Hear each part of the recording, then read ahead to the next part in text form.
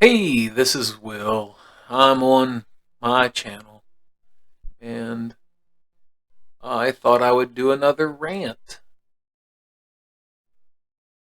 I don't care if anybody sees these, although maybe if I attempt to learn how to video edit one of these days, I'll be mediocre instead of terrible. Anyway, I find myself coming up with several ideas, and I don't see them replicated or talked about really in the way that I want to talk about them on any content pages. And like, as much as I'd love to make $1 million just making content, I don't think that is ever going to happen. Whatever. Uh, there are things well outside of my wheelhouse, and I'm perfectly fine with that. With that said, I actually wrote like 11 paragraphs for a conversation about poverty. It was only like 5 or 10 minutes long, so I asked ChatGPT to help me expand it and to check my sources. And it actually did help. And I will bring that up in just a second and start doing it as soon as I find it. 3 million freaking files. Anyway, okay, so this is what I wrote. Basically, what I wanted to talk about was poverty, and how, that affects people and what can be done about fixing it. And we absolutely should try to fix it and continue to strive to try to fix it. But having been having been brought up in a home that was poor, despite my mother working all the time, and despite, I grew up in a community that was poor. A lot of my friends were worse off than me, and some of them weren't. And as kids, we all helped each other, and we didn't understand why there seemed to be a weird hurdle or fence between our families. Like, I remember going over to visit a friend when I was like 11 years old, and the mother just thought that she was so much better than everybody else, and that why would her kid want to associate with me? Well, I was never hungry, and I had clothes on my back, a roof over my head, and a mom that loved me, and we were kind to each other, and we were kind to our friends.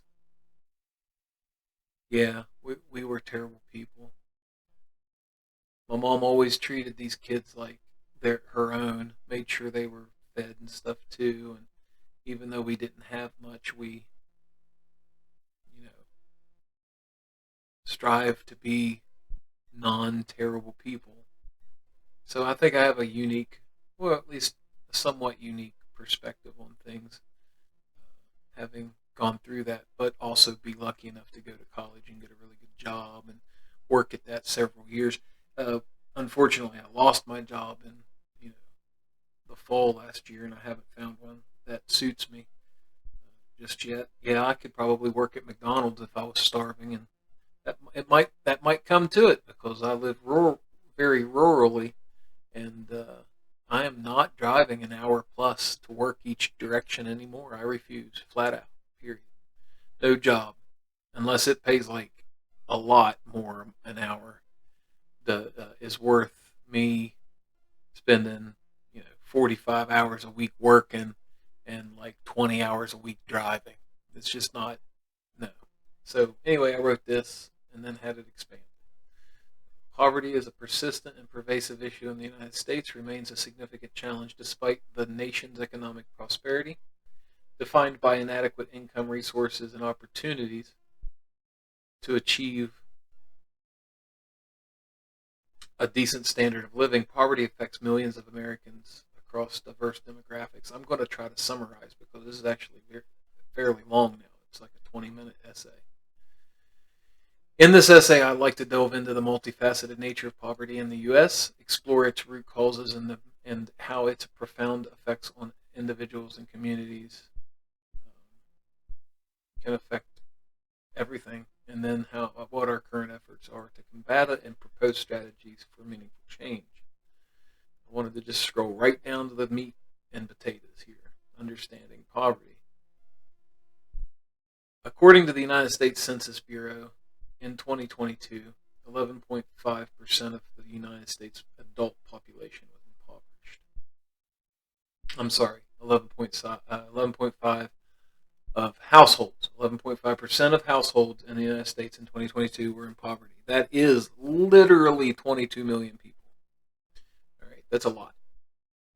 However, one of the things that they did not really split hairs about, however you can sort of decipher it from their data, is how many households make slightly more than the poverty line, say plus or minus, or like plus $5,000 or $10,000 more than the poverty line. However, their cost of living, cost of child care, cost of transportation, etc.,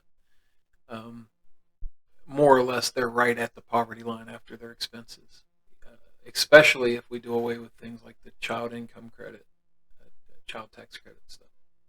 Anyway, those folks are known as the working poor, and that's between 6 and 8% of the adult population. 6 and 8% of households, I'm sorry. So that is, quite literally another 7 million people. So just call it an even 30 million. And we already know from past censuses, and they're accurate, but they're not real accurate because they completely forget about and underrepresent several demographics. For one, Mennonites and Amish people will not participate in the census. And for two, the Native American indigenous peoples of the country tend not to be counted correctly. Anyway, moving on. So there's a lot of political factors that keep us placated and stuck in kind of a vicious circle of poverty with 30 to however many million people. A solid 10% of our country is no. So anyway, it's a lot. It's a lot of people. Anyway, so there's a lot of factors. There's socioeconomic factors like limited access to education and healthcare and social services perpetuates poverty. Then you have discrimination, including all of them, racial, gender, all that hinders poverty or creates poverty. Political factors, Republicans really seem to be, let's give tax breaks to the rich and then do away with like Social Security and allow banks and stuff to do really shady shit with our money when we have a 401k and all kinds of crap. Understanding the interconnected factors is essential. Let's see, like Democrats, they sort of help, but they don't do everything they should. There are a lot of people that are currently identifying as a Democrat that would really do better if we were to identify as a left party and get rid of a two-party system and like in favor of a multi-party system like they have in many other countries that are also democracies or whatever. But we're talking about one thing that has about a million different answers, and that's just one of them. The effects of poverty, impact on individuals and families, some of the effects of poverty that are created by the socioeconomic barriers don't just create poverty for now. It creates homelessness and generational poverty and like a circle that is a cycle that is very hard to pull yourself out of. For instance, it is now established and documented and well understood that if you are born in poverty, you are very unlikely to pull yourself out of poverty. If you are born a middle class, you actually might go up a notch or two or down a notch or two, but you are more likely to stay middle class. So like poverty, hard to get out of. Middle class, you might go up a notch, you might go down a notch, but more than likely you'll stay the same or be better, but you're still not poor. I didn't fully understand the outcome of that data, but it did make sense. Generational poverty is a very hard thing to get out of, and the impacts on society are not minimal either. So, like the consequences of poverty extend beyond individual experiences, shaping a broader societal dynamic and perpetuates inequalities. High levels of poverty correlate with increased crime, strained social services, and diminished economic productivity. Moreover, poverty undermines social cohesion and exacerbates disparities in areas or in access to opportunities, further entrenching divisions within the communities. There are intersections with poverty and other issues. For instance, poverty exacerbates environmental injustices, and marginalized communities bear the brunt of pollution and climate impacts. Similarly, poverty is closely intertwined with issues such as inadequate health care, education inequity, and food insecurity, highlighting the interconnected nature of the social problems. Recognizing the pervasive effects of poverty underscores the importance of holistic approaches to poverty alleviation and social justice. Basically, that means that we really need to come up with a way to treat the problem as a whole as well as the individual. Does this section? Yes. Let's see. Current efforts to address poverty. There's a lot of them. There's government programs. We're familiar with some of them. SNAP, which is basically nutritional assistance. TAMP, which is financial assistance in some cases. There's the earned income tax credit, the child tax credit, the Medicaid, and then there's state and local government funded programs that may or may not help. Then there's the nonprofit organizations who play a vital role in like direct service provisions and advocacy and community empowerment. But my personal pet peeve is I don't think that in a country that pretends and walks around with its chest butt out and its head thrown back, saying we're number one and we're good and yada yada. I don't think we should be allowed to do that and then have 1.6 million homeless people in the United States. So, I call bullshit. Another 30 million people that are in poverty, so severe that they're at risk of losing their home. Like, I don't know, man, whatever. So I don't think we should have to rely on nonprofit organizations or charities, because I think we should have the balls to create structures that benefit everybody and that no one dies of starvation or freezing to death in the winter. That's the end of the conversation as far as I'm concerned. We have enough in this country. We have multiple hundred billionaires, like, that they don't pay their fair share. A lot of them don't, and then when they do, they complain about it, and then they end up spending about a third of what they would have spent in taxes to get another tax break for the next 10 years, and it's infuriating. Anyway, community initiatives is a good way to help. Some of the proposed solutions are like living wage legislation. One of the funny things about that when I was reading was if minimum wage was to have been adjusted every year for inflation and cost of living, minimum wage right now would be $21.21. A lot of people are asking for like a $15 or $17 living wage. And I just think it's funny. People are like, I'll never be able to afford another hamburger. Well, y'all used to tell us not to go eat out, and that would save us money. So maybe do that. Don't eat out and deal with it. But for real, in states that have increased the living wage, or the minimum wage rather, um, they only seen like a 4 to 8% increase in cost of goods sold for foods and stuff like that at like a restaurant. So like, McDonald's charges $10 for a Big Mac. What's the difference if it's $10.50? You know what I mean? If that means that, you know Sarah, the wait staff that's working there, can go home and afford to pay her light bill and her rent in the same month, I'm all for it. Um, and for a company that's like, oh, we can't afford to pay our wait staff $18 an hour because we're gonna like not be able to do stock buybacks, and we won't be able to give our shareholders multiple thousands of dollars. Um, Bullshit. You will pay your staff accordingly, and stop bitching. And stop trying to make it a personal responsibility issue like they did plastic recycling.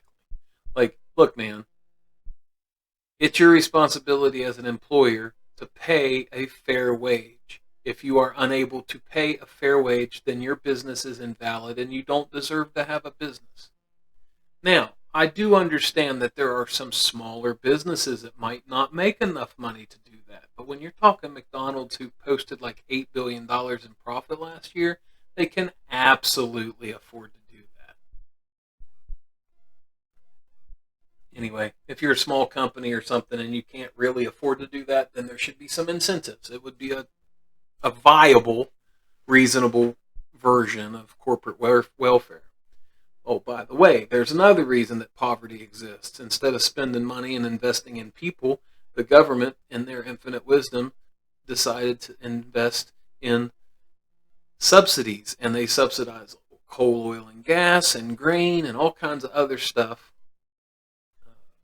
Big giant car company with 10,000 employees decides it's going to end up going under, so they ask for a big handout from the government, and the government gives it. And like, but the people didn't get any of that. Like, so anyway, my point is, there's a lot of problems in this country. Job creation and economic development's another way to fight it. We knew that. Strengthening the social net, we knew that. Universal basic income, that's something a lot of people don't know. If you're a lefty or if you're a Democrat, you probably heard it. If you're a Republican, you've heard it, and then you shit a little because of it. But it's not a big thing. It's like, okay, everybody in the country gets $5,000 a year. Okay, if you make above $80,000 a year, or if you make above 100,000, whatever the line is, you don't get it, but everybody else does. Like, so. Strengthening Social Security would be a good thing too, because there's a lot of people that live in poverty as they get into the retirement age because it doesn't work as well as it should or could. Um, so having a cutoff much higher than whatever it currently is, asterisk, see Bernie Sanders, he knows more about that. By simply raising the age or the cutoff from 250 to 400, or 150 to 250, or whatever, he could, ensure that Social Security's around for decades to come. But it's literally like holding a toddler down and pulling a tooth, dealing with these politicians, because they don't. There's not an inability to change. There's an unwillingness to change. They do not want to change because they're comfortable making their kickbacks and their inside bets and their secret closed room meetings. It's pretty crazy. Look, okay, I'm getting off subject. Fuck. Education and job training. Of course, if you invest in education and you do job training, of course you're going to have a better workforce. And if you have a better workforce, they might get better jobs. That's a given.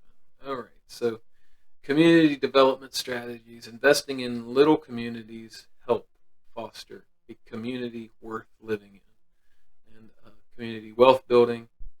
That's a pretty cool idea too. Land trusts and basically liquidizing some of the assets that cities hold on to, even though they may cost the city money and not be used. For instance, There are places near me here in West Virginia that have sat abandoned for decades, and they could easily be fixed up fairly inexpensively, and then given to homeless people. Uh, Now they have something, right? Uh, and they have a place to live, and a place to build a community, place to build a family. And perhaps if they had it, they could care for it and eventually take care of it. And if they need to sell it to make money after they fixed it up, that's not my business. So I'm just saying that there's 3, 4 homes right here within 2 or 3 miles of me that have set abandoned, and their grass has grown up and the roof is starting to fall off. And if you catch it right now and you fix it, you might be able to have a house. And besides, anything's a step up from living under a bridge under a cardboard box or a tent. I'm just saying. I'm not digging on people that have to do that. I'm just saying that if it was me being homeless or without the ability to rent or buy a home, I would live in a car before I live in a tent. I would live at my brother's before I live in a tent. I would live in the abandoned farmhouse down the road that has 2 windows knocked out and the front porch fell off 2 years ago. You know, and if we were to create some type of incentive program where we could go in and fix up these things. That's what I'm saying. Okay, so what I was going to say is there's like 2 million homes sitting empty right now in the United States, easily. Some of those, many of those are owned. One of the things that's not counted as a home are abandoned structures, and there are many hundreds of thousands of those. It might not answer the problem, but it would go a long way. So, in confronting all the intricate challenges that poverty poses to the United States, we delved into multifaceted nature to explore potential avenues for change. Despite the formidable hurdles posed by poverty, a beacon of hope emerges through a collective action and innovative solutions. By addressing the underlying causes, bolstering education and vocation pathways, fortifying social safety nets, and fostering grassroots empowerment, we can pave the way towards a more just and inclusive society.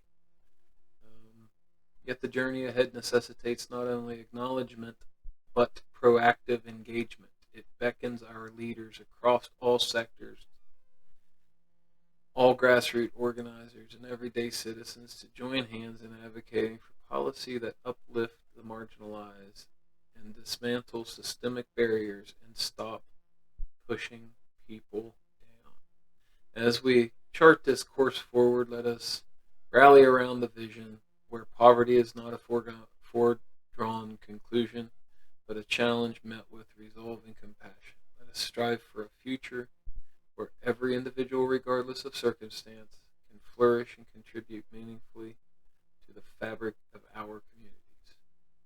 So I guess that's a lot of wishful thinking on my part, and I'll put my few sources in the doobly-doo. But the wishful thinking part is, in this country, we're a mess. Everybody don't. No one thinks they're a mess, but everybody is a mess. I'm a mess. Um, I lost my job. I'm not able to find a job that I feel fits me. And like I said, I can't continue to drive an hour and a half each direction to go to work for slightly more than minimum wage,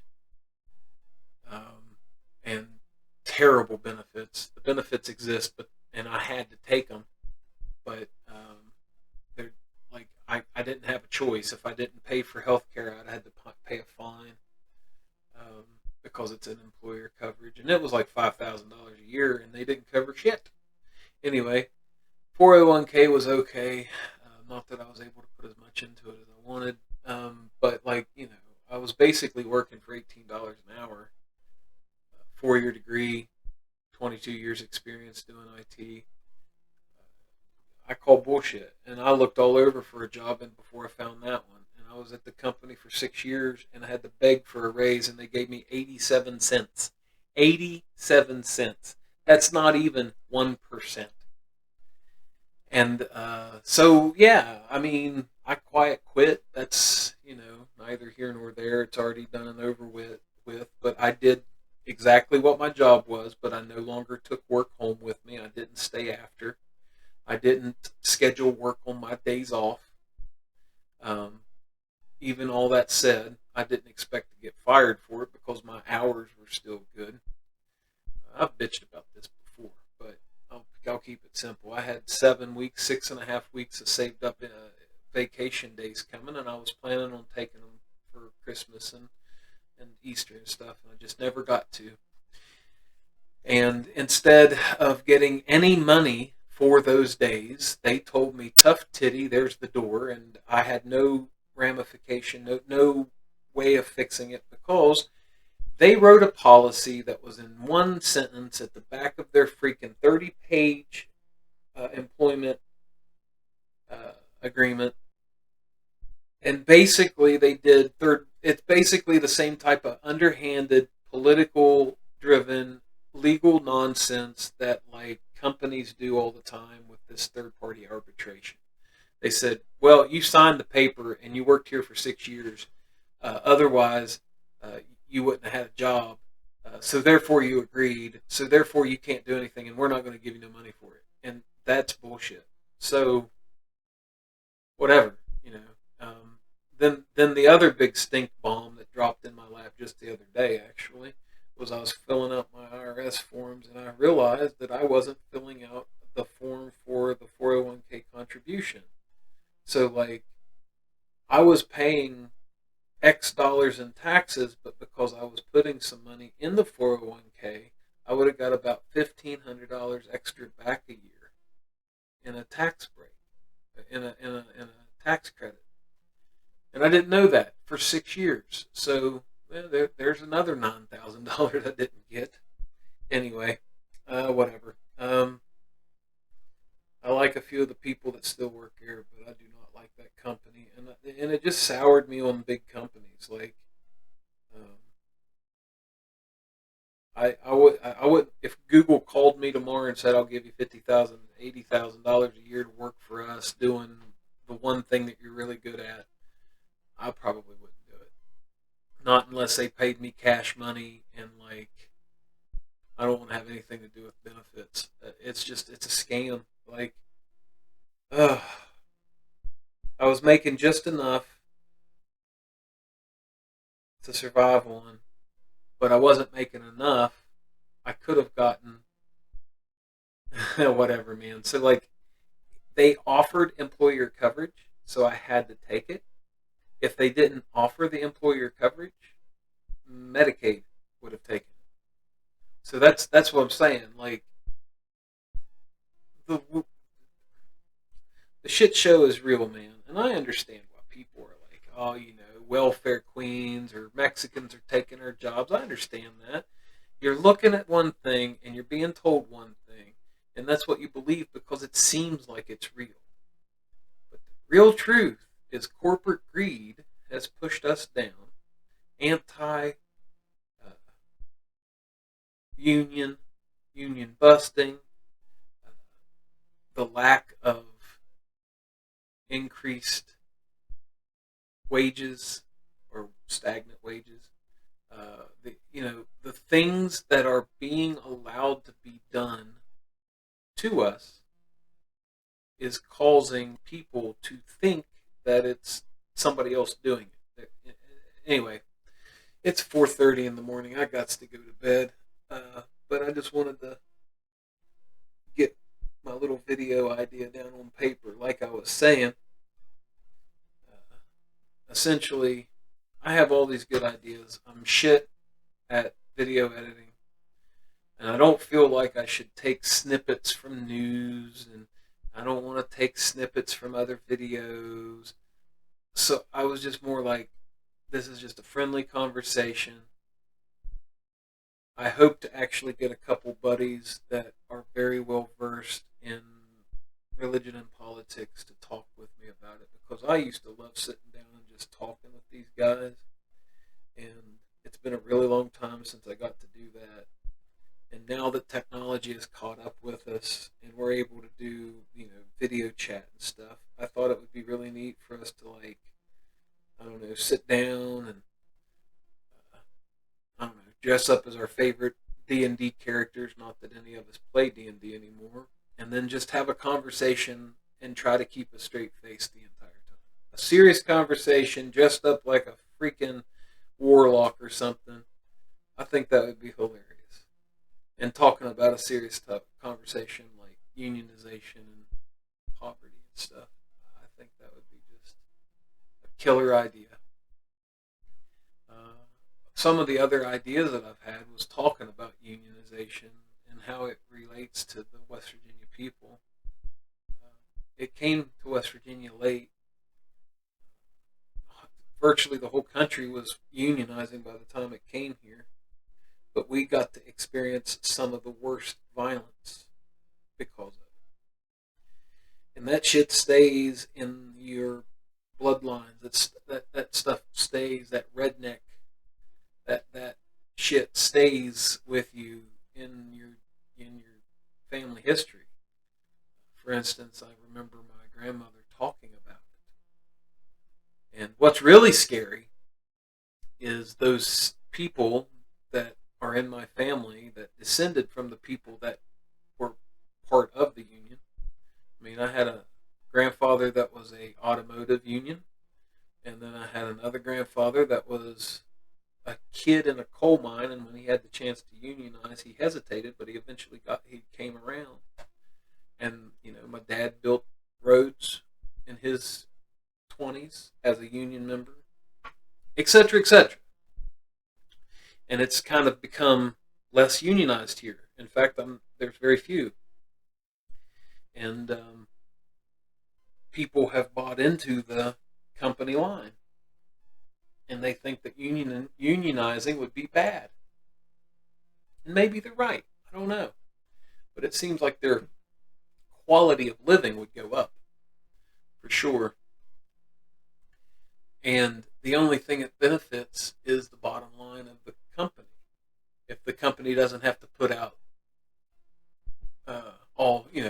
do the things that anyway, what I'm saying, I'm getting off subject again, is unions are good and fair wages are good and homeless is bad and poverty is bad. And there are a whole lot of things that we could do as a country to fix a lot of it.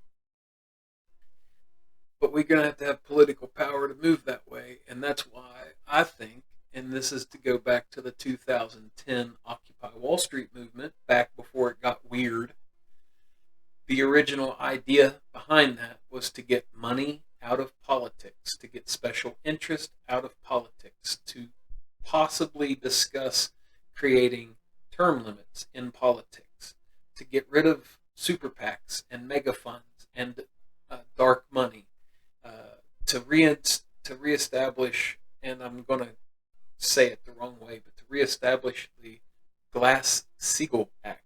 The Glass-Steagall Act? I can't remember the exact name. Anyway, so one had to do with corporate finance of political candidates. Another had to do with now I don't even remember. I'll see real quick.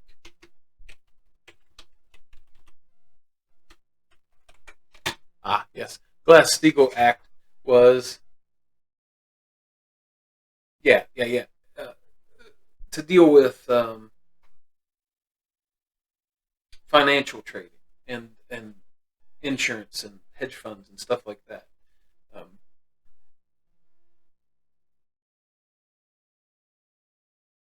To basically regulate banks, and a lot of that disappeared. So that was why we had that banking fiasco. And in the 2008, we had the big crunch on the housing. So what I'm saying is, we had these ideas, and they were sound ideas backed up by, economists and some politicians. But unfortunately, people like Bernie Sanders and